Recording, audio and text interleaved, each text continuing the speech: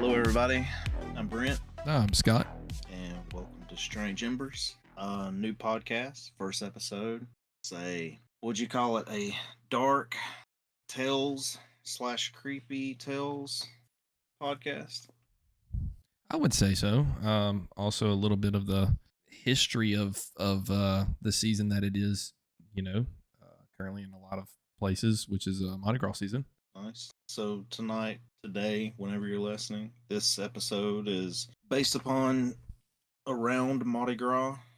Just because, as the time we're recording this, it is Mardi Gras season. So we'll start with Mardi Gras in the United States. So when Mardi Gras came to the U.S., there was debate, still is debate on where Mardi Gras started. Everybody has it as New Orleans being the home Mardi Gras as far as the United States is concerned. Mardi Gras is celebrated around the world, and it was originated from the French. Carnival. Carnival. So whenever we got Mardi Gras in the United States, everybody always, you hear Mardi Gras, the very first thing you think of is where it come from? New Orleans. Well, that's what a lot of people would assume. But historically stating in the early 1700s, Mobile was actually the capital of Louisiana at the time. Mobile, Alabama. Yep. Was the capital. Yep. It's very, very interesting. But it wasn't, at that time, it obviously wasn't Alabama and Louisiana because there was no separation in states at that, during those days. It was just Mobile, something another. What year did you say that was in? I do believe it was like 1707.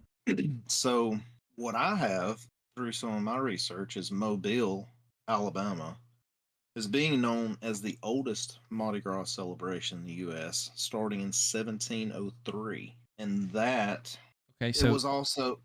Sorry, go ahead. Not to cut you off, but this is it. The old Mobile, the French settlement, La Mobile, and the associated Fort Louis de la Louisiane in the French colony of New France in North America from 1702 to 1712, located in Lemoyne, Alabama, on the Mobile River in the Tensas Delta River area.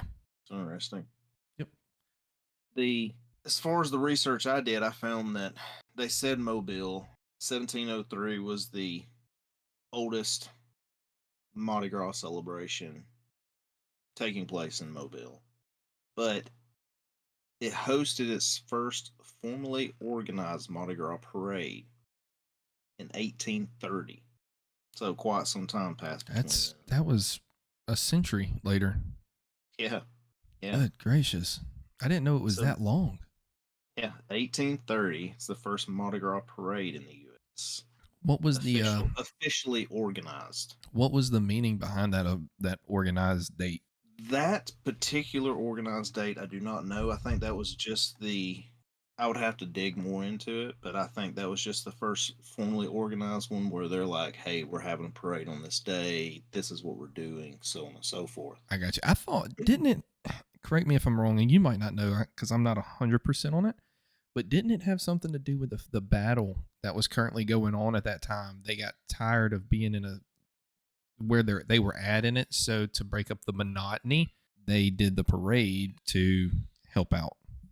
Well, when you talk about the battle, are you referring to Civil War time? Honestly, I can't remember. It's just something I read. I can't remember what date or what battle it was, honestly. So around Mobile and around that area, they have one of the days. It's a celebrated day around there is Joe. I'm gonna have to go to my notes and find it. It's Joe something day. I gotta find his last name. Give me a second and I will tell you what it is. While I'm looking for that, I'll carry on with this as well though. So in Mobile, we had it in 1830 was the first organized Mardi Gras parade that happened there. And they have, just like how New Orleans had, Mobile has what's called mystic societies. So these mystic societies are the ones that put on the parades. It's their little secret societies and all. And from there, New Orleans doesn't call it societies; they call it crews with a K, Krews. So they have one of the oldest in the New Orleans French Quarter that started was the Mystic Crew. And when that started, it was some businessmen out of Mobile were in New Orleans. They had a meeting. They started the Mystic Crew in New Orleans, and that was in 1856. Really? In But one of the more interesting things I found is there's always been the debate around that area of New Orleans. Mobile claims it being the home of Mardi Gras, in the United States. New Orleans claims it. But I also found that the oldest first Mardi Gras celebration that was held says it was 60 miles downriver of where current New Orleans is located. March the 3rd, 1699 was No, the first recorded Mardi Gras celebration. So, um, that's where uh, Pierre Le Moyne d'Iberville and Sir de Bienville landed at the mouth of the Mississippi River. Obviously, it's underwater now, but back then it right, wasn't.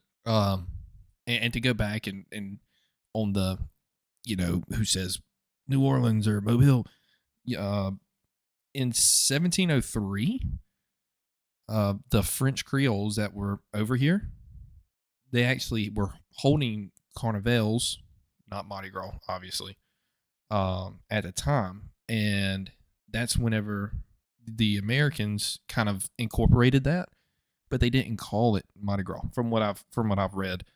But Mobile, I'd have to say, is definitely where it originated, considering New Orleans wasn't founded until 1718.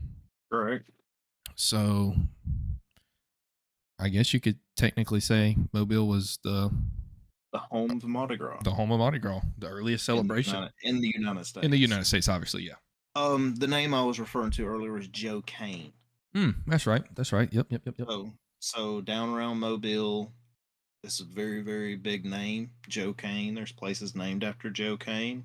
That's hard to say a few times very fast. Also, the so Joe Kane, what he is famous for. Do you even know what this is? What he is famous for? What he's known for in that area? Um, this is talking about the Civil War and stuff, right?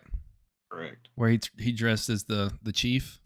That's correct. I can't pronounce the name. I will butcher the Oh, heck I out of can't it. either. Yes, I can't either. Slackabaron Very good try. Slackabamorin Very good try. Very good try. We'll I go mean, with that. that's horrible. I told you I was gonna butcher the crap out of it, but I tried. So yes, he dressed up as this Chief. fictional Indian chief, and he had a one man parade. He would put on a show going through town.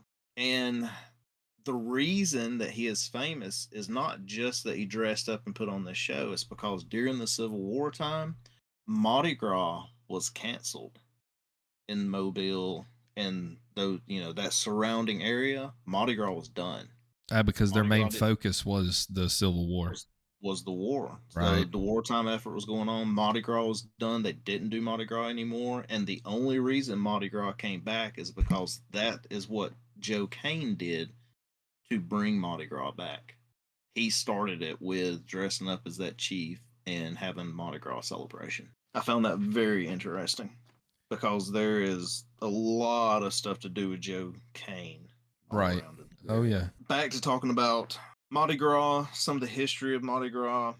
We'll get off of just the dates of it coming here and just talk about some of the interesting parts of it. The stuff I found interesting, at least. Beads. Everybody comes to Mardi Gras parades. The very first thing everybody thinks of is beads. Beads being thrown. Beads, beads, beads. So the very first, when they started having Mardi Gras parades, the beads were made of glass. I'll have pictures that you can look at, but they were originally glass beads that were thrown. These beads were made by hand, strung together. They made the beads, put them on, threw those out to people, and that happened all the way up until the year of 1988, they were still throwing glass beads. They still have glass beads even to this day, till current year. But then there was a court case that happened in 1988 because somebody got slapped with some beads and they wanted to sue the city or whatnot in New Orleans. So they banned the throwing of beads. So now if they have any kind of glass beads, they don't throw them, or at least they do not supposed to, because they're banned from being thrown now. They're supposed to hand them out, correct? They do. Either hand them out or you can purchase them or whatever. Yeah, right. But I mean, do you think there's still people throwing glass beads? That would be so cool to actually be over there and catch some. Dude, I'm gonna be 100% on. I've never got hit by a glass bead, but I have been hit with plastic beads with like the big like clocks and stuff. Yeah. Like Mystics of Time and things of that nature. Yeah. You know, the big clocks and things they throw. I'm gonna tell you, dude. When you get hit with one of those things, you freaking know it. Yeah, we've been to a few of the Mardi Gras parades. Yeah, they'll slap you. Even the plastic ones, when they come, you miss them and they slap you across the face. You know it. And especially when it's cold outside, it's like, oh my god, dude. So the glass beads, another reason for the plastic beads, obviously, was cost. Yep. So they wanted to throw more stuff. When it came to the time that they could get plastic beads, cost was much cheaper. They could have piles of those things to throw. But before plastic beads came to be, there was another crew with a K. There was another crew. It's called the Zulu crew. The Zulus were the ones you were telling me about, right? That's correct. So the Zulu crew, I didn't really go into much history of the Zulu. I found one particular part of them that I really enjoyed and I wanted to share. Was the Zulu crew, whenever they started participating in these parades, they didn't have the funds to go buy all these glass beads. So the very first parade that they participated in, they went to a local French market that was there and they bought sacks full of coconuts. Just plain coconuts. Just furry. Just furry. Yes, they did nothing to them whatsoever. They just had plain coconuts, furry coconuts, in a parade to throw to people. Yes, I couldn't see somebody throwing a daggum coconut, man. Like I just don't know. Like that would hurt. That would be so painful. We're talking about back then. They didn't do anything to these coconuts. They bought coconuts. Didn't drain them. Didn't do nothing. No. It's just a whole freaking coconut. You're like, you got a 5-pound coconut coming at you. Jeez. So with the coconuts, and I'm gonna back up and regroup too. Whenever I said in 1988 it was banned from throwing, it wasn't the glass beads. I'm sorry, it was not the glass beads. It was the coconuts that got banned. The coconuts that got banned from throwing. Yeah, because they clocked somebody in the head and they wasn't too happy about it. So coconuts were banned from being thrown. They do not supposed to throw them to this day. But the coconuts they have now, and the Zulu crew still have coconuts. Current. Even now. Go to New Orleans, go to Mardi Gras, when the Zulu crew comes, they have coconuts still to this day. The thing that's changed is as time went, first year, fuzzy coconuts. We're just throwing fuzzy coconuts. As time went, they started shaving the coconuts, making them slick. Then they started painting them, decorating them.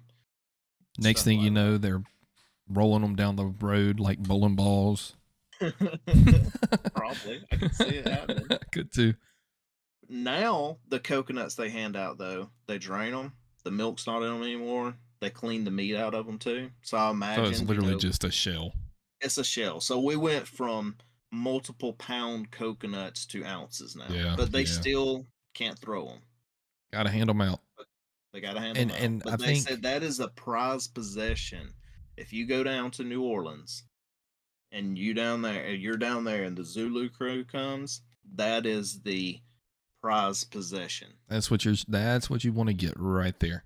That is it. That's actually, let me ask you a question. Like, Have you looked into prices of these things? Like, if you were to get one, I'm sure there's a collector somewhere out there that is huge into Mardi Gras that would love to have a organic, original, straight from the Zulu crew coconut. Oh, I'm sure, but I mean, even if you think about that now, if it's the way they do the coconuts now, they drain them, they take the meat out. So I mean, you got to think of one side of that thing to get all the meat out of there too. I mean, they got to have some kind of spoon in there scraping and everything. So I mean, one side of that coconut's got to have a hole in it. I mean, That's probably true. what at least a 3 4 inch hole, probably, to be able to get in there and scrape all that out. That's true. But That's true. Or they could have cut it in half and then glued it back glued together. it back together. That's a possibility. I didn't do any. I just found that part interesting. I didn't do any research to how they do it or any of that kind of stuff. Well, hey, if our viewers find it intriguing, maybe they could look it up and comment comment in Yeah, the comment. Tell us comments what you and find. let us know. Absolutely. So yeah, speaking to what you said, like a collector, I mean, I didn't look into any of that, if people are selling them or anything else. Most of the ones that I found pictures of have been being coconuts that are uh, people have their own collection. They've been there, they've been whatever, they have their own collection of coconuts that they have gotten over Gotcha. the years. Nice. That's the pictures I found. But I'm more than sure if there was a collector out there, if they could find some of those old ones still have milk in them, painted up, that's the ones they want. Well, I mean, if you look at the coconuts that you've got pictures of, those are some pretty cool looking coconuts, man. Yeah, yeah, they're pretty awesome. I mean, it would be really neat. I mean, you go to Mobile, it's big about the moon pies, Oh yeah, you and got the moon and pie drop and all that. absolutely, they do the moon pie drop in Mobile and all that. I don't know if moon pies are a big thing in. That's very interesting because I I'm didn't look kind of that up either. I'm kind of curious where moon pies where the thought of moon pie even came from. Don't know. I should have looked that up. I didn't really. That's not something that crossed my mind when I was looking at some of this stuff right here. I didn't even really think about the moon pie thing till right now. But that's very interesting too. I'd like to know that, and I don't even know if they do. I don't know if the moon pie thing is more of a Mobile thing or what, because I know they had the moon pie drop, and the moon pies are a huge thing as far as Mobile Mardi Gras are concerned. But does New Orleans do moon pies? I don't know. Okay, so here it is.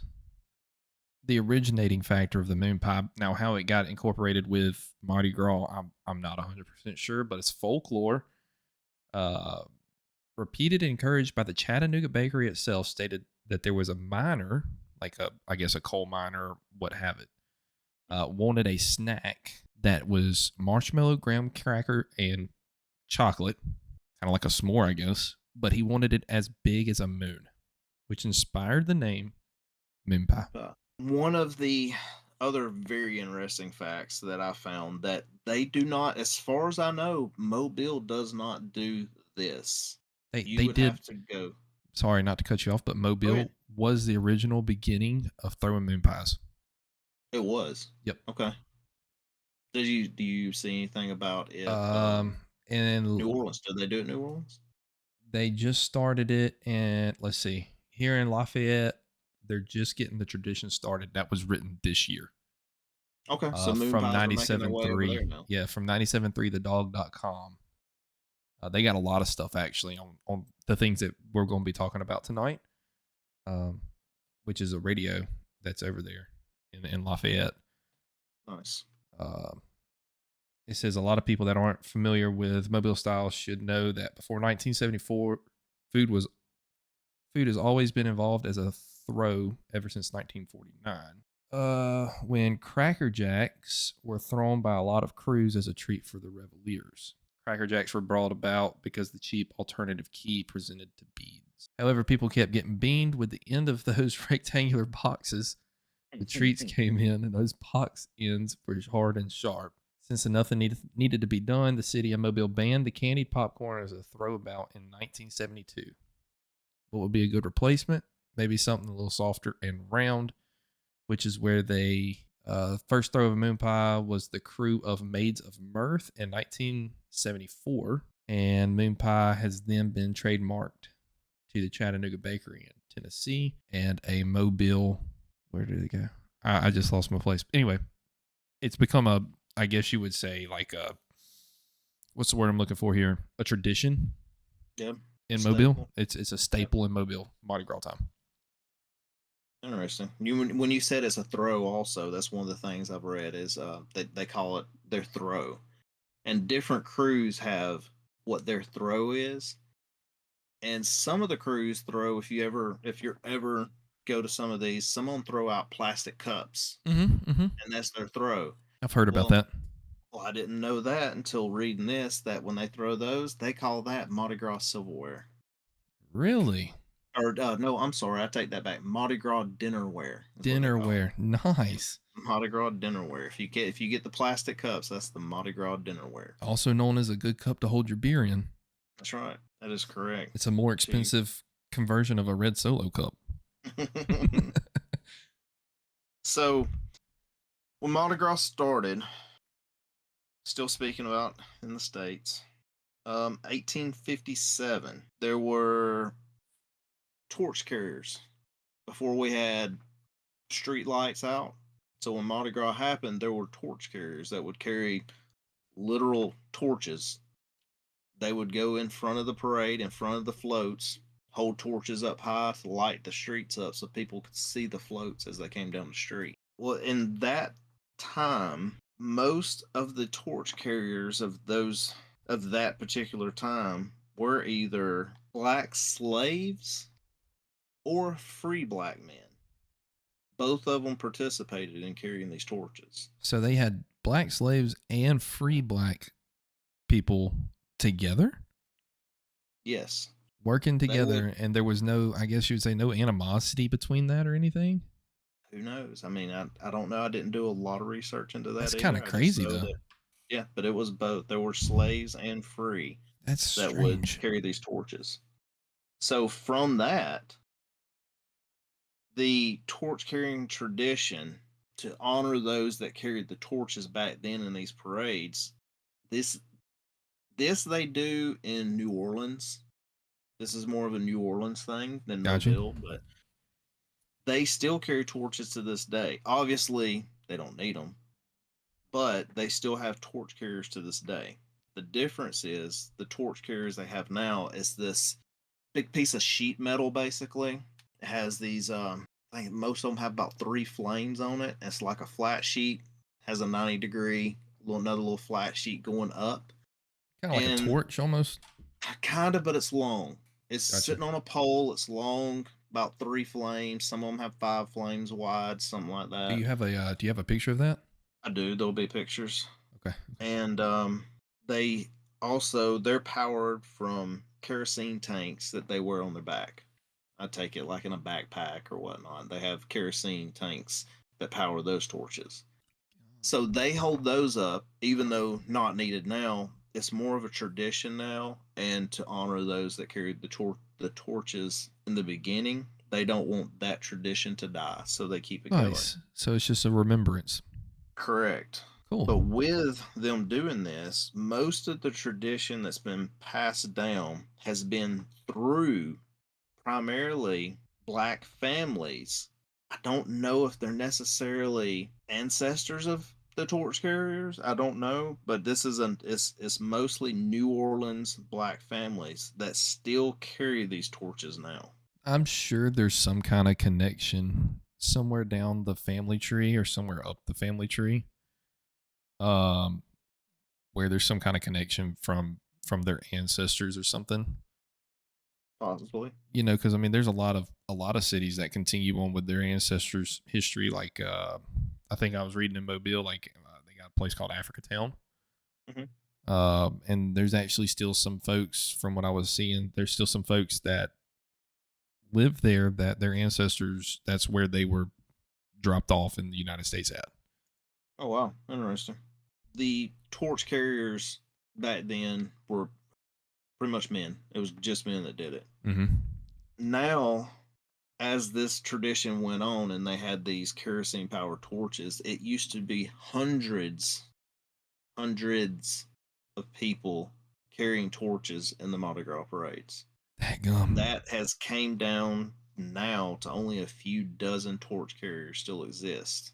And there's also females that are carrying the torches now as well. I don't know how long it's been like that, but they're just, I guess they're trying to keep the tradition alive, but it's dwindled down over the years to now it's just a few dozen torch carriers that exist. That's something I would actually like to do because I've never been to Louisiana or New Orleans with, during a Mardi Gras parade. I would actually like to go visit New Orleans during a Mardi Gras parade. Oh, could you imagine? It would be pretty cool, but It would be also it would wild. be kind of dangerous too from the things I've read about Mardi Gras in New Orleans. Yeah, probably. So the people that attend the parade, you're there trying to get these throws. When the torch carriers come, it's a tradition to tip the torch carriers as well, but they do encourage to tip them with dollar bills and not coins. So, with that being said, I take it at some point in time back then, it's probably they used to throw coins at them. Mm-hmm. So, That's and cool.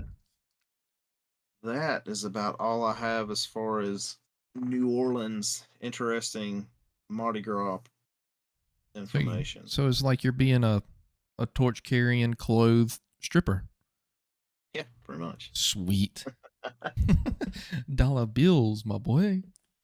So let's go get into murdery stuff now. Yeah, it's pretty cool. We got some great, and this is actual history here. I guess you would say the darker side of some of the things that's happened in So early 1900s, right? correct, correct. So I really wanted to find a more Mardi Gras based murdery story, scary stories to go along with, the inaugural episode and being around Mardi Gras time, but I couldn't really find anything that really piqued my interest. But I remember one that I've always found quite interesting also is the Axeman of New Orleans. Mm-hmm. To keep this episode from going on forever, the Axeman, we could probably discuss the Axeman for a couple hours easy. I mean, we could easily But make both of these go multiple episodes. probably. And if it's something the listeners want to hear, comment. We could do a video and actually go into just like the Axeman. We could go into each one of the attacks that happen in more detail. Yep. But for this episode, it's going to be a brief overview of the Axeman. And we're not gonna. It's gonna get a little gory. So from here on out, if you've got a weak stomach to little things, um, We get it. we understand. So this is a discretion for y'all because there are some things that I'm going to mention whenever we're mentioning what I've you know researched on that can get a little intense, I guess you would say.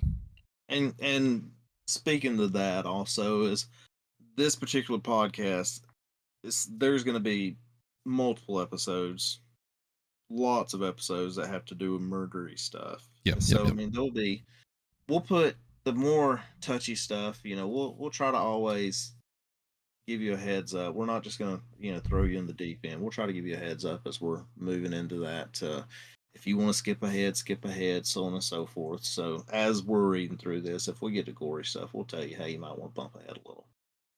And I think something we can do in the future. I don't know about on this one particularly, but we can probably add some timestamps.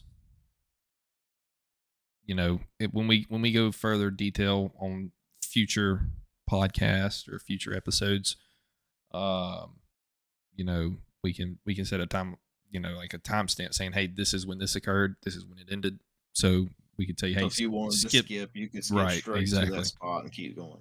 So, Axeman of New Orleans. On my research with the Axeman, his main attacks took place between May of 1918 to October of 1919. Those are the attacks that they contribute to be the Axeman. Accreditation. Correct. So there is also some attacks as early as 1911 that some people speculate that could have correlated to be possibly the Axeman. I would even go as far as saying 1910, brother. Okay.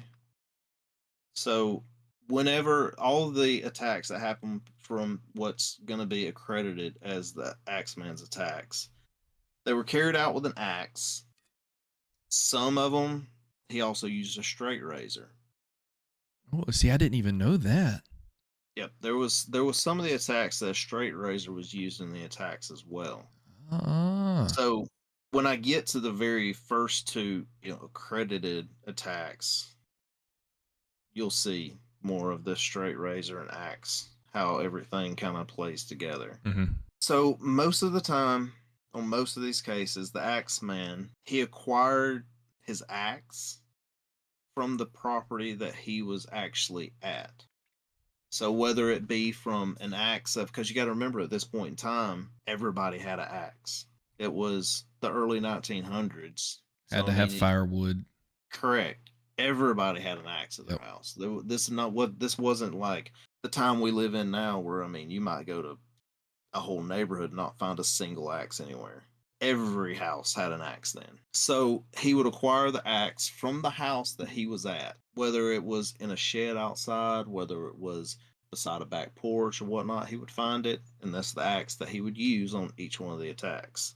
We're talking He- about a normal axe, not one of these malls or anything like that. We're talking about a small head, small back axe. yeah, well, I don't know if I don't know if every one of them were necessarily just small, but I mean, Well, you I mean, think you take an average. in retrospect, if you're looking at it in that time, I mean, lumberjacks were probably the only folks that had like actual malls.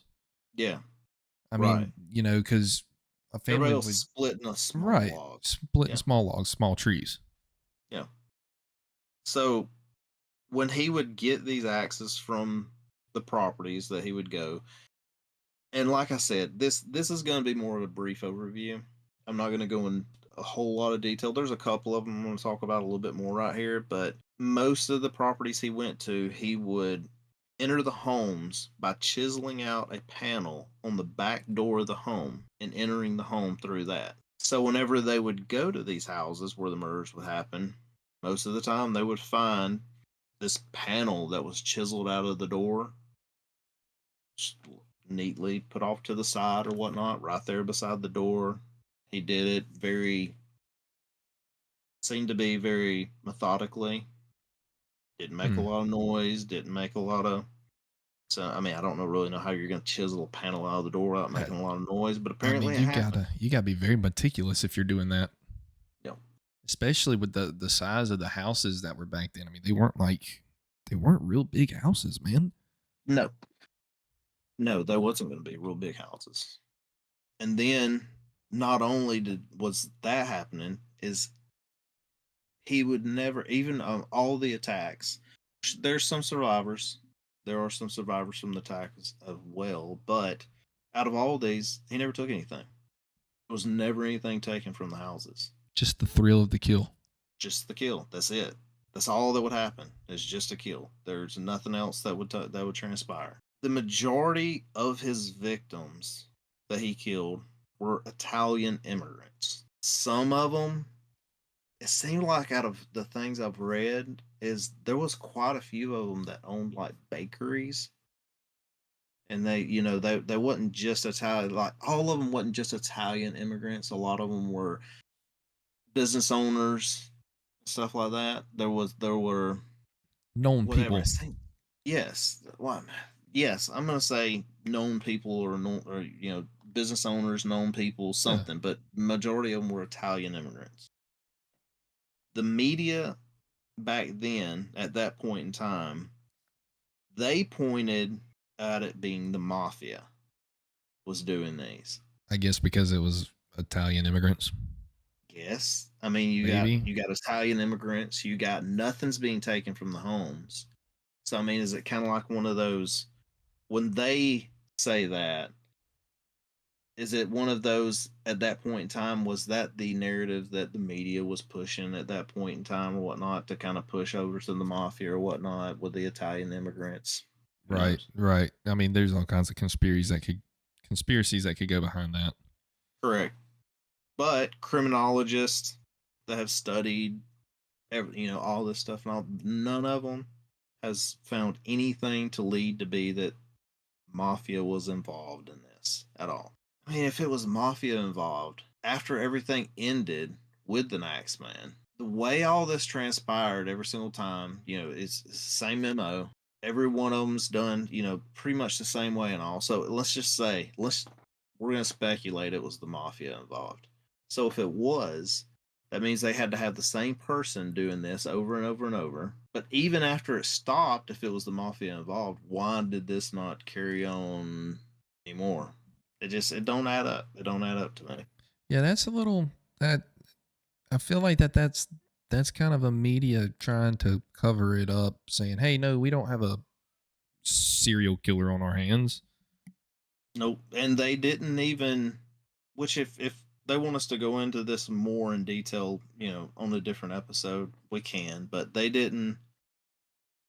They tried to kind of hide that, suppress that a little bit in the beginning until certain aspects started coming out. They did try to suppress it a little bit, that there's not, these are not related, so on and so forth. Yeah, it's like, oh, it's just a local beef between this person and this person, blah blah blah, this that and the other. Well, here's the thing. So the criminologists that studied, these ones that have studied these cases, they see nothing to point to a mafia. And not only do they see nothing that points to a mafia, majority of all of these murders that happen, it seems like the Axeman went there just to kill the female in the house. So not even the man? Only because, well, the reason I say this is because the only time that any of the males were attacked was when a male was an opposing factor to get to the female. If there Mm. wasn't a male had given some kind of opposition to what he was doing, the male was left alone. Did they specify in your research what age group they were looking at? That the specific Axeman was looking at, talking about like I did not adolescence. I did not look at that, but if we was going to go into a deep dive on this, yes, I would look into all those kind of factors of it. But I do not know. I do not know. Okay, no worries. So they tried to suppress it at first about what's going on, but the one thing that made this where they could not suppress it at this point in time, once this has started happening, and it has went on for X amount of time, the Axeman decided to write a letter. He Mm. wrote a letter and it was published in a paper on March the 13th of 1919. And I'm going to read this entire letter that he actually wrote. It was published. It read as such: Hell, March 13th, 1919. Esteemed mortal, they have never caught me and they never will. They have never seen me, for I am invisible. Even as the ether that surrounds your earth, I am not a human being, but a spirit and a demon from the hottest hell. I am what you New Orleans and your foolish police call the Axeman. When I see fit, I shall come and claim the other victims. I alone know whom they shall be. I shall leave no clue except my bloody axe, dismembered with blood and brains of he whom I have sent below to keep me company.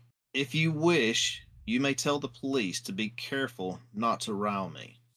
Of course, I am a reasonable spirit. I take no offense at the way they have conducted their investigations in the past.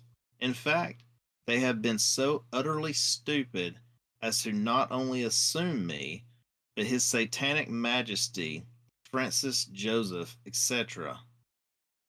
But tell them to beware. Let them not try to discover what I am, for it were better that they were never born than to incur the wrath of the Axeman. I don't think there is any need of such a warning, for I feel sure the police will always dodge me, as they have in the past. They were wise and know how to keep away from all harm. Undoubtedly, you New Orleans think that of me as the most horrible murderer, which I am, but I could be much worse if I wanted to. If I wished, I could pay a visit to your city every night, at will, I could slay thousands of your best citizens. Mm. For I am in close relationship with the angel of death. Now, here's the interesting part of this letter. Dude, that's Now, freaking weird. to be exact, at 12:15 earthly time on next Tuesday night, I am going to pass over New Orleans. In my infinite mercy, I am going to make a little proposition for you people, and here it is. I am very fond of jazz music, and I swear by all the devils in the nether regions that every person shall be spared in whose home jazz band is in full swing at the time I have just mentioned. If everyone has a jazz band going, well then, so much the better for you people. One thing is certain, and that is some of your people who do not jazz it out on that specific Tuesday night, if there be any, will get the axe. Well, as I am cold and crave the warmth of my native Tartus, and it is about time I leave your earthly home, I will cease my discourse, hoping that thou wilt publish this, that it may go well with thee, and I have been, am, and will be the worst spirit that ever existed, either in fact or realm of fantasy. Signed, the Axeman. That's freaking wild. So that letter was published um, March 13th, 1919. And so whenever that was published, it was the Tuesday night that they was referring to that was coming up would have been on the night of the 19th. So on that particular night, The needless to 19th. say, What month was that? March. On that particular night, so the paper published that paper. Published that letter. And on that particular night, throughout New Orleans, all the dance halls in New Orleans were filled to capacity. Every professional musician had a job that night. Every plain non professional music lover that played an instrument had an instrument out that night. And every house was had a party, so on and so forth. The entire city was, as the Axeman put it, was jazzed out. There was jazz music playing everywhere, and not a single murder happened on that night. So I guess everybody took heed to his warning, and he held true to his warning. So let me ask you this. I wonder if that's where the originating factor. Jazz is considered the devil's music. That'd be interesting. I mean, it actually is. I don't know if you knew that or not, but jazz is considered the devil's music. That'd be interesting. I didn't know this was considered, but that'd be interesting. It'd be something else that'd be really neat to look up. So there was a crime writer by the name of Colin Wilson. He speculated that the Axeman could have been Joseph Monfray. Joseph was shot to death. This crime writer. This is what he speculated, because Joseph was shot to death by the widow of the last known victim of the Axeman in Los Angeles in December of 1920. There was a true crime writer also that went upon what this other guy had speculated. His name was Michael Newton. He did his footwork, went through public records, went through news archives, went through everything out in Los Angeles that he could go through. He could find absolutely nothing that referred to anybody by the name of Joseph Monfray or any kind of name similar to that. He couldn't find anyone that was assaulted or killed in Los Angeles to do anything with like what the speculation that was out there. Mm. Also, he could find absolutely nothing to do with, I'm going to butcher this name. Oh, I'm going to butcher this name. Miss Tone? He couldn't find anything to do with this widow. Nobody convicted of murder by that name. Nobody was arrested for assault that goes by that name. Nothing. So where he got his information speculation, I do not know. I did not So research into that yet. I'm kind of That would, curious if it was one of those witness protection programs or something. um, but I mean, if it was, if that person were to have been out there and shot somebody to death, somebody would know something. Well, I agree, but I also got two other possibilities behind who the Axeman possibly could have been. But I'm gonna let you continue on, and we'll come back and touch base on that. To carry on with that, May 16th, 1912. I'm gonna butcher some of these names. I'm so gonna butcher some of these names. An Italian couple named Shamabre. I can't even. I'm not even close to this name. I'm gonna let So you butcher that one. I'm not gonna butcher it. yeah, you just gonna let me. I'm going down on this ship by myself. I'll let you be that guy. So this Italian couple. This is May 16th, 1912. There was an Italian couple that goes by that name. I'm not gonna butcher it again. I'm just gonna say that Italian couple. That Italian couple sounds That perfect. Italian couple. They were shot by an intruder in the lower ninth ward. He died and she lived. So the point of telling you about this one right here is this has nothing to do with the Axeman. Mm-hmm. This was just an Italian couple that got shot and murdered. Well, I say murdered. One did. One lived. But this was May 16th, 1912. So let's back up. His Where did beginning that take place at? that was in the lower ninth ward in New Orleans. So in New Orleans. Okay. So that was in 1912. The Axeman didn't begin until May of 1918. So this was 1912. Yep.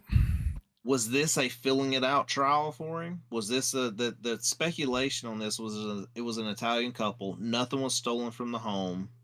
There's speculation upon this particular murder right here that took place in 1912 of if this was something to do with the Axeman also because of the similarities except for they were shot. I don't know if this is going to have something to do with what you're going to speak about. I don't know if that timeline is going to help you any, but that's what I have on that one. So we're going to go to the very first attack from the Axeman. I do want to talk about this one a little bit. There is a little bit of gore. It's not too bad, but a little bit of gore right here. Mm-hmm. So if you want to skip a little bit. So you got Joseph. Every one of these names, I'm just sorry. Just go Joseph with the first initial. All right. So Joseph M and Catherine M. Maggio, I think is how you say it. Maggio. Yep, Maggio. Maggio. That's a very common Italian last name. Maggio. Maggio. So Joseph and Catherine. So you have those two. Axeman comes into their house. And Catherine, when he attacked both of this couple right here, when he attacked them, this is where the straight razor. This is a straight razor. Okay, attack. so no back shit. He cut them, slit their throats. He cut Catherine so deep with this razor, he almost decapitated her. So does this dude have like some mommy problems or something? I don't know, because I mean it's the same thing. Like I said, he's after the females most of the time. He only messes with the males when they're there. Because there's some of the attacks, which I'm not going to talk about in this right here, but if we do ever touch base on it, again, some of the attacks, there were people left in the house alive. There would be a male in another room that was left alive. He never even messed with. Okay, see, that's where both of our stories are going to differ. So this particular one, the only reason I wanted to talk about this one in this episode tonight is because Catherine was cut so deep that she was almost decapitated. After he killed Joseph and Catherine, he took the axe from there and beat their faces in basically with the axe to try to cover up, I guess, the straight razor attack or something. I don't know. You know, there's going to be a lot of gaps and a lot of holes in this because we still don't know who the Axeman was. Anomalies, I guess you would say. Right. So you got he beat him with the axe after he had cut him with a razor. But so this particular one, there was after they had found after the police had got to this particular crime scene where this attack happened, they found the axe was in the neighbor's yard, and there was a message on the sidewalk, and it read, "Miss Maggio will sit up tonight just like Miss Tony." The So the hell? reason that I'm bringing this particular first one up, and I'm gonna step back also when I say was he filling out this other one, is because the couple that were killed back in 1912. 1912, her husband's name was Anthony. Her name was Joanne. So Anthony, short for Anthony, is Tony. Well, they owned a baker. I'd have to look back. They owned a store too. All the customers that came into that store, they didn't call her Miss Scambrera or however you say that. They didn't call her Joanne. They called her Miss Tony. Mm. And so there was a message left on the very first attack from the Axeman, left on the sidewalk of Miss Maggio will sit up just like Miss Tony. Or if that murder was broadcasted, maybe he's trying to Set himself up as being right, more than what he is. Could be. trying to get accreditation for more than what he actually did. Very well Question could be. mark. Very well could be. That's crazy. But that's the main reason I wanted to bring up this one murder right here. Um, the whole jazz part of this with the Axeman I found very interesting. Yeah, that is pretty cool.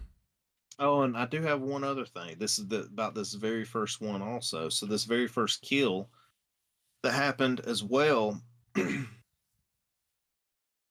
A razor was used to kill in this particular one, but not only was there a razor used to kill them, the razor that was used belonged to Joseph's brother. So the razor that killed him ultimately killed Joseph. He was alive. His two brothers showed up at the house. Apparently, they lived right next door to them, adjoining house, a couple doors down, something like that. They lived really close. Gotcha. Two brothers show up. They find the crime scene. Joseph is still alive when they first get there. He dies very, very shortly after. Well, I would imagine with a straight razor cut to the freaking throat. Catherine was dead when they got there. Catherine, I mean, she was almost decapitated. And I She was mean, dead. have you ever used a straight razor? Yes. Do you know how much pressure it would take to cut that deep into somebody's freaking neck? Oh yeah. Well, but now think back. Also, is we're talking about straight razor from now. Well, that's true. People I don't keep mean, these things sharp like they did then. that's true. People used to go to barber shops and get You get leather shaved straps on. and all that. Yes. Yeah. Yes. So I mean, and so speaking of that, this part right here I found very interesting when you're talking about the sharpness of a razor. So the particular razor that did kill them, the particular razor that was used to kill them, belonged to his brother. So that's Catherine's brother-in-law, Andrew. Andrew owned a barber shop on Camp Street, so So it was sharp. had to be. I mean, he owned a Yeah. barber shop. This is a professional razor. This ain't the one you keep at home. This Yeah. is the so one of Andrew's employees at the barber shop, his name was Esteban Torres. He told the police that Andrew removed the razor from the barber shop 2 days before this attack happened. Mm. He told Esteban that he was taking the razor when he was leaving the barber shop with it. He was taking it to go get a nick honed from the blade. Apparently, there was a nick on the blade. He wanted to get it honed.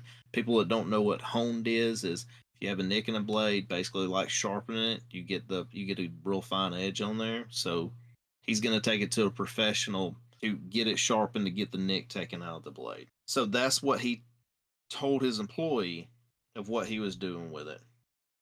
And not only that, Andrew, that's the one that took the blade away from the barber shop. That blade is used to kill both of them. And he is also the very first one to find both of them dead. Yeah, that's kind of weird, dude. There's some I mean, gaps I that need to be found that filled up part. there. Right, right. I mean, it's not like we're ever going to figure out what those gaps are and fill them, but not at this point in time. Yeah, that's kind of But I found strange. that was a very interesting. I mean, what are these police doing then? I mean, there's like, and if we ever go back into this, there's so many holes of And things there's that's got. I happening mean, all like at this. some point, you gotta think that it's kind of common sense. I mean, at least arrest him or put him Well, no, under.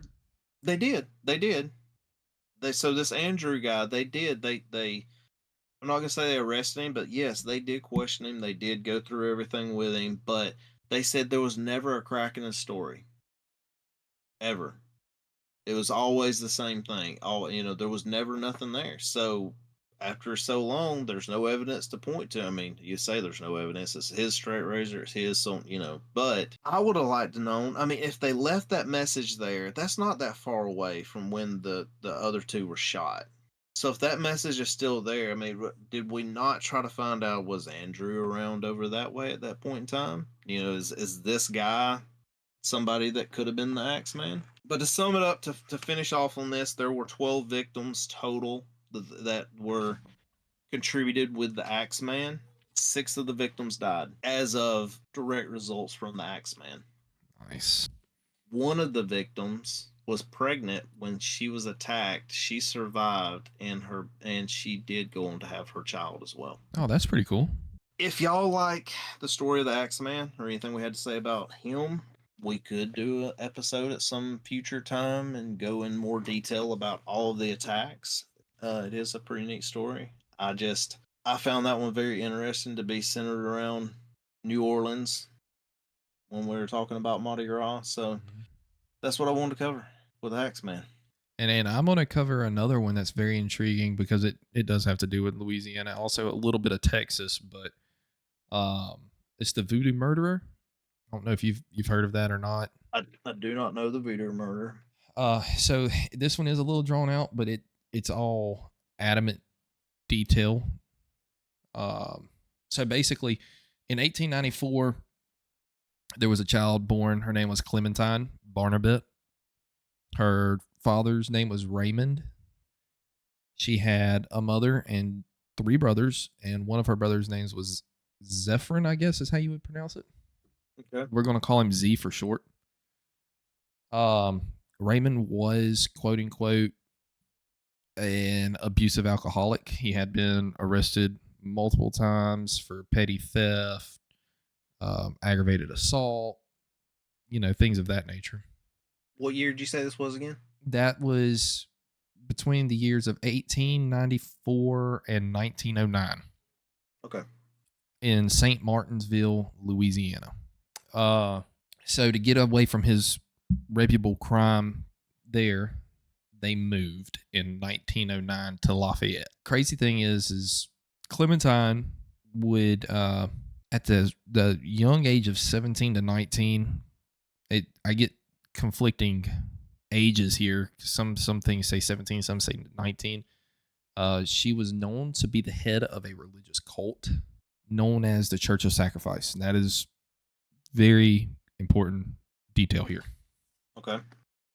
Now, the ideology of this is after they moved. Yeah. This is after when they moved down to Lafayette. Now, I don't know if you're familiar with Lafayette or not, but back in early late 1800s, that's where most of like the voodoo and hoodoo and all that culture from the Creoles would come over. And if people are interested in voodoo and hoodoo, I mean that's something else that is a topic that we could go over in a different Absolutely. episode also, because that's 2 different things. That's 2 totally different things.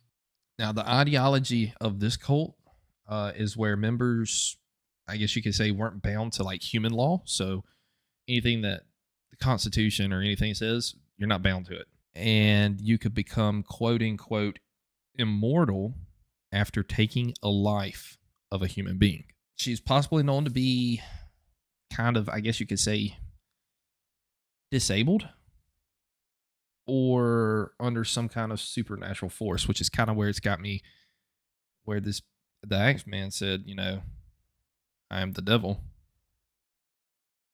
So I'm gonna ask some questions here, but if I'm getting ahead of you, just tell Yeah. me, that Mhm. we'll get to that later. But so they would become immortal with this cult Yep. if they killed somebody. So Correct. with this whole cult thing, was that just I'm just gonna run into Bobby walking down the street and kill him, and now I'm No. immortal, or No, no, or no. is this a okay? We'll get to that. Okay, We will. carry on. So as I said before, they moved to Lafayette in 1909. And oddly enough, I'm not exactly sure what month. It doesn't say what month in 1909, but it was late 1909. Okay, And at the early February 11th of 1910 is when the first murder occurred. At least 12 murders occurred, all within walking distance of the Southern Pacific Railroad from 1910 to 1912. Now, this is where I was going to, I think the Axeman might have kind of been back in the 1910 as well. She was accused of at least 12 different family murders. Her dad, and her brother all together accused of at least 12, right? Which okay. was a total of 45 to 47 victims. Oh wow, they were Um, busy. yes. So I'm gonna go down the timeline of all these 12. Now these are just the ones that are known. There could be more. Who knows? February 11th, 1910 was Minnie Hodge and her daughter, who was killed in Lake Charles. Now this date is in this location is important. September of 1910. There's no known exact date. The Wexford family of 3 was killed in rain. January 26, 1911, the Byers family of 3 was killed in Crowley. February 23rd, 1911, was the Castaway family of 3 in San Antonio, Texas. The very next day, the 24th, the Andrews family of 4 was killed in Lafayette. So I'm gonna stop you right there for a second. Mm-hmm. So when we're going on this geographic journey, is this are these locations that you're saying, were these in procession of like when you went over to Texas? So were these like, hey, we're stopping here, or was this jumping back and forth? Because I saw you went to Texas, now we're back to Lafayette. It's jumping, and this is where it gets crazy, right? Okay, So that was the 23rd and 24th. San Antonio to Lafayette, that's like a 5-hour drive in today's time, maybe a yeah, 4 hour, right. and that's in a vehicle. Now, obviously, if they're on a train, they're going to be going, a decent speed, but you still got stops and you got all this going on too. We'll get back to the Andrews family. November 27th, 1911, the Randall family of 5 was killed in Lafayette. January 19th, 1912, was the Warner and 3 kids, and that was in Crowley, back in Crowley, where the third murder occurred. Right.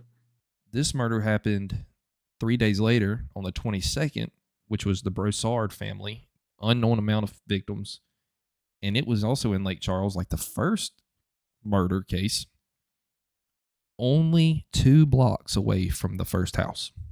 Oh wow. Yes. February 19th, so we're jumping not even a month. Okay. Hattie Dove and her 3 children were killed in Beaumont, Texas. Yep. The rest of these are all in Texas, which is what's weird. March So from then on 26th. out, so Yeah. after we made it to here, we're going to All Texas now. after we went back to the first place of murder, which kind of seems like a trend here. When we go back to the first place of murder, that's whenever whoever this was, I'm going to say it was Clementine because she admitted to these, but that's whenever it moved to Texas. But it gets deeper. And this is where it's going to get intriguing here. March 26th, the Monroe family of an unknown amount was killed in Glidden. April 12th, an unidentified family of 5 was killed in San Antonio. And the exact same day, exact same night, another unidentified family of 3 was killed in Hempstead. Now, if you pull up Google Maps, look at the distance between San Antonio and Hempstead. How far are you at? Let's look. It's a 2-hour and 31-minute drive, 168 miles. And those happen The exact same night. Oh wow. Okay. Okay. Now, So was the on those that happened on the exact same night? Were the killings happened the exact same way? yes, Interesting. but we'll get to it, and it might all kind of stick together. It'll fall in place. Okay. So if we go up to the Andrus family of 4 in Lafayette, this is where Raymond, which is Clementine's father, this is the murder that he is accused of. Some believe that it started or it happened because Raymond and Alexander, which is the husband of the Andrus family, they worked together on the Southern Pacific, and they frequently argued, right? They had a lot of bouts, money, things of that nature.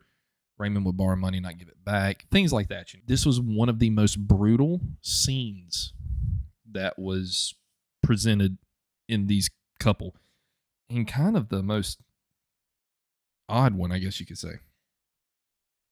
They arrested him because someone had saw or seen him near the house earlier in the night of the murder. Now This you was said was which murder? this is the Andrus murder in Okay. February 24th, 1911 in Lafayette. Now you said the Axeman always murdered at night, right? So all these took place, every single one of these took place in the middle of the night as well. It doesn't say anything about chiseling outdoors, though, which is what's crazy. So they arrested Raymond. He stayed in jail for like 2 or 3 months and was released after trial because he was drunk at the trial and they didn't have solid, conclusive evidence that it was him. So if you show up drunk to a trial, I guess so. They omitted that actually from the news line that he was intoxicated because they didn't want people to know that was all it took. Something else to mention about that exact murder was how the bodies were positioned, right? It's not like he went in there, he just bashed their skulls in and left. No, he killed the children, which consisted of a baby and I think 2 young kids. No, it was a baby and 1 young kid. Killed them first in the bed, and then killed the husband and wife. All with the blunt side of an axe. With the blunt side. The blunt side, not the sharp side, but the blunt side. So we're gonna cause some trauma. Right. We're gonna drag this out a little. Yeah. So it's like, okay, well, this dude didn't want to just kill him immediately. Like he wanted them to feel it first. Right. But he placed the parents in like a kneeling praying position over their dead children. Really? Yes. So I've heard of some different cases also where people would do things like this. Right. Which, in later episodes we'll get to some of the other ones, but there are some other cases where it dealt with it's some crazy stuff being put in specific positions. Yeah. So would this also, I mean, was this done as, was this the only murder that they did this with? No. Okay, so is this more like a calling card, or is this are we making a statement? We'll get to it. Okay. We'll get to it. So after Raymond gets back, he starts drinking again. I'm gonna assume he probably gets into another argument, more abusive situation with his kids and his wife. They say, you know what? The hell with it. We're gonna go to the authorities. So they went to the authorities at that point. I think it was just a couple days, and they testified against Raymond. They said, hold on, my mic's acting up. They said that the murders this murder was taken in a strategic way. And the way that they said it took place was Raymond killed him, came home, covered in blood and brain matter. And then he also bragged to his wife and his kids about the killings. Oh, wow. And then he told his son Z to go fetch the iron, which I'm going to assume was the axe he was referring to. Okay. And dispose of his bloodied clothes. But Z refused to do so, which is why the axe was still left at the scene. They never found the clothes, so I'm assuming he probably burned them or something like that. Probably. While he was in jail, though, another family of 5 was murdered, which is the Randall family in Lafayette, which happened November 27th. So it couldn't be him. He was in jail. He was already in prison. Okay. It took place the exact same fashion as the Andrus murder. Axe used to bludgeon the skulls, brain matter everywhere, things like that. So we got a copycat, or do we have Well, the neighbors reported that Clementine was actually outside the Randall's family at night, laughing hysterically, covered in blood. And that's his daughter. That's his daughter. Okay. So she's found laughing outside. They somehow get to the authorities. I'm assuming probably a day later, what have it. Then they go to the Barnabet's house, which is Clementine's and all their houses, and they found blood all over the fence latches and on the door handle of their house, which obviously that gives reasonable suspicion, but back then you didn't have to. You could just search whatever. Right. So they go inside, they find her bedroom, and they find a briefcase or a suitcase or whatever it was with an apron, a dress, and her undergarments, all covered in blood and brain matter. So she did the exact same way that her father did. That's the suspicion of it. Okay. So they arrested Clementine with a connection to that murder. They brought Z in as well because they thought he was also incorporated in it. While they were both being held in custody for this, more axe murders happened. And when these others happened, it's like, okay, well, maybe Clementine and Barnabet did, or Clementine and Z didn't do this. Maybe it's somebody else that did this. Clementine found the bodies. You know, she's classified as being delusional. Maybe she found the bodies of the Randall family and thought it was funny. Right. So that caused doubt in the involvement. Z was released, but Clementine would remain in prison because of the evidence that they did find on her. Now, the crazy thing is Clementine changed her story at least three times. That's documented. At least 3 times she changed her story. No, I didn't kill him. Yes, I did. No, I didn't. Yes, I did. Blah, blah, blah. Right. Ultimately, she came back and she was very intrigued about the whole murder. The whole time she was in prison, she kept asking, what'd you find here? What'd you do this? Blah, blah, blah. So she admitted to the court, I'm going to read this. This is almost a verbatim. I have many accomplices, and they all purchased with me conjure bags or voodoo trinkets. Now, if anybody's not familiar with a voodoo bag or a trinket is, they're known to be good luck and prevent any bad or negative effects on you to the people that would actually carry them. She also testified that I am the woman of the sacrifice sect, an offshoot of the Church of Sacrifice. I killed them all, men, women, and babies, and I hugged their dead bodies to my heart. But I swear to you, I have never committed murder. So how do you kill somebody but not commit murder? How do you? So is this part of her? By saying that, is this part of her? It was done for immortality. I don't know. I see, and that's what's crazy. So the investigators led her to say that she hugged them to the heart. That's where she got the brain matter on her apron from, right? Right. So Z's still out of prison at this time. Very short-lived time. He was arrested in Assumption and connection with the murder of the Warner family in Crowley.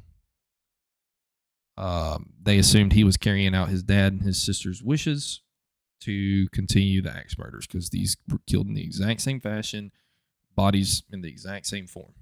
So while all 3 of them are still in prison, 3 nights later after Z was arrested, another murder of the Broussard family happened.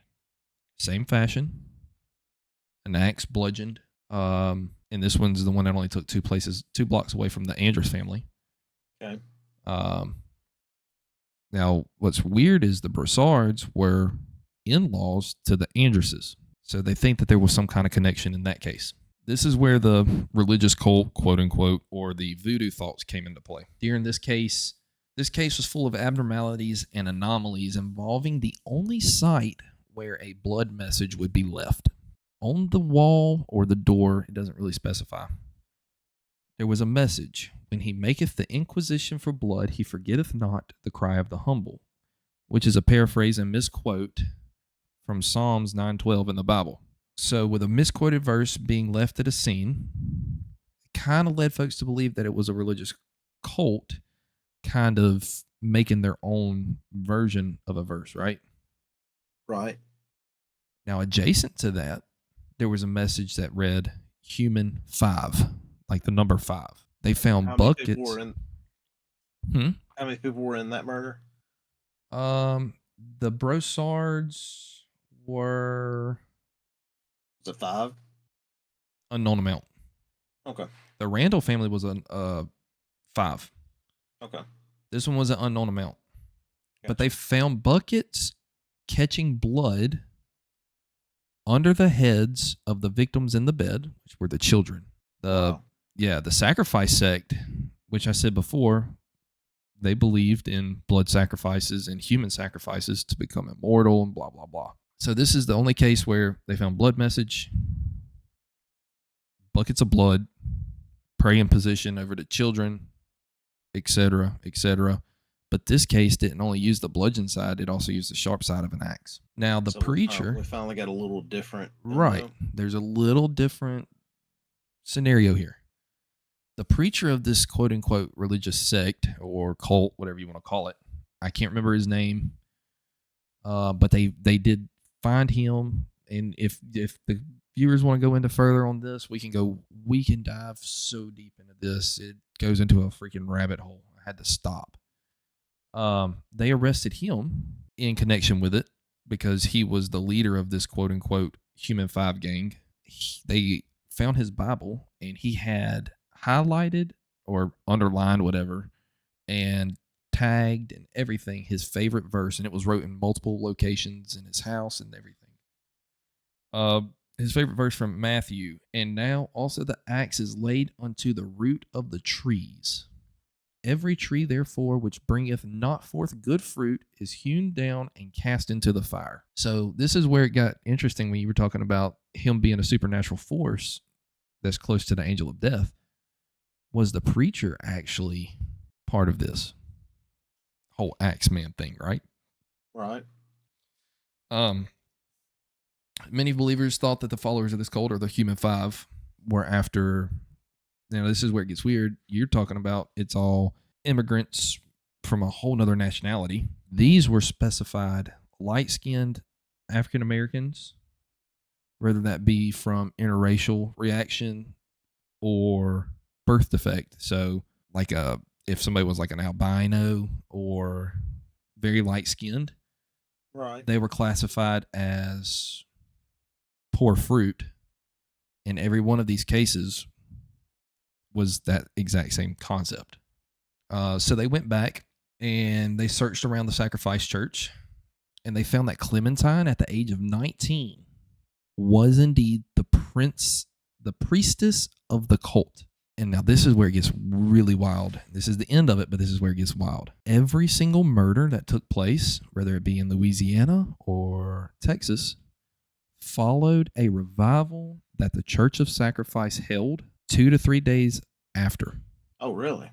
And she testified in court a sacrificial ceremony would be taken at every scene of every death. The Andrews family was murdered because they did not follow a message from God. Also known that in, I think it was 4 or 5 of the cases, the children that were killed would either have pieces of paper with like a pen or something. Right. Like I'm talking like a sewing pen or something. Okay. Between each finger to separate the fingers, or a wooden peg to separate the fingers driven into the fingers to give the Human 5 signature. Really? Yes. That's the end of that one. But dude, I mean, just think of it. Like, and this is where it gets even crazier if we dive into it. Have you ever heard of the guy Paul Mueller? Yes. Okay. I know the name. So Paul Mueller was also known to possibly be the Axeman. And he struck, and none of his crimes interlapped with any of Clementine's crimes. So was he actually the Axeman and doing a certain signature back then on a specific group of folks?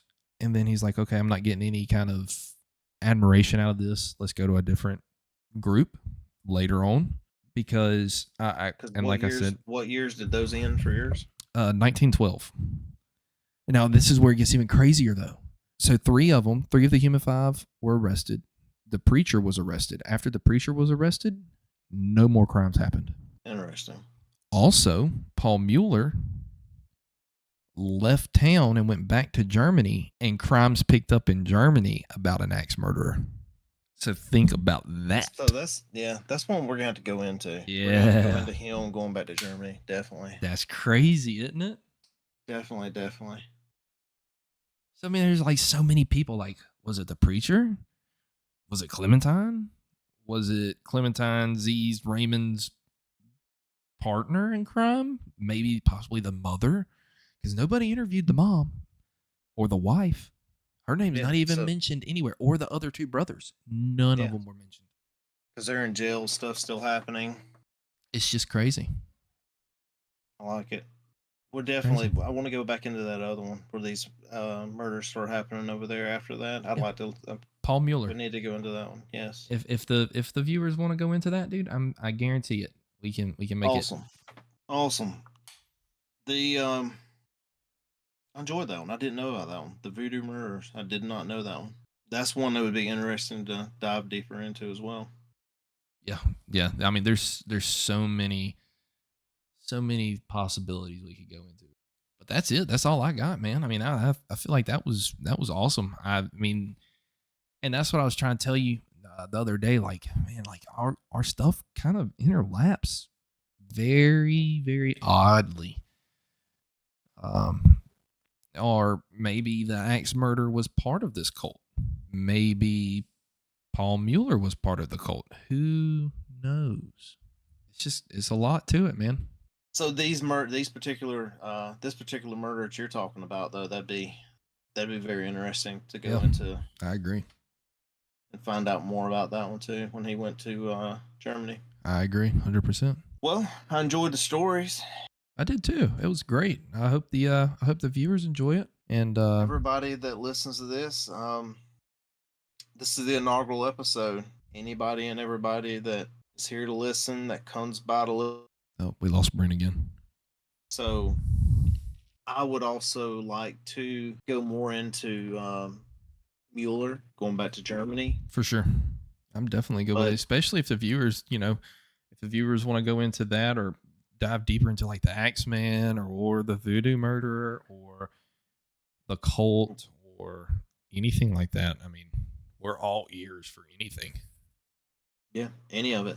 And if the viewers know more about this stuff that we messed up or anything, feel free to let us know. Yeah, drop stuff in the comments. Let us know in the comments. We're gonna have other forms of be able to reach out to us. We're gonna create socials. We're gonna have email that you can reach out with. That stuff is coming.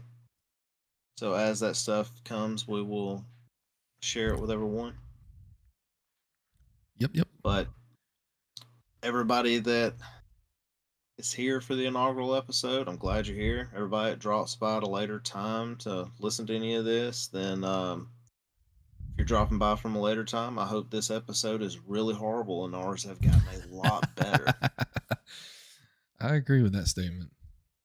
So we appreciate everybody that supports our channel, that comes by. We hope you hang around. Thank you for listening to Strange Embers. And we'll see you on the next podcast. Where we recorded this at night. But we didn't leave y'all in the dark.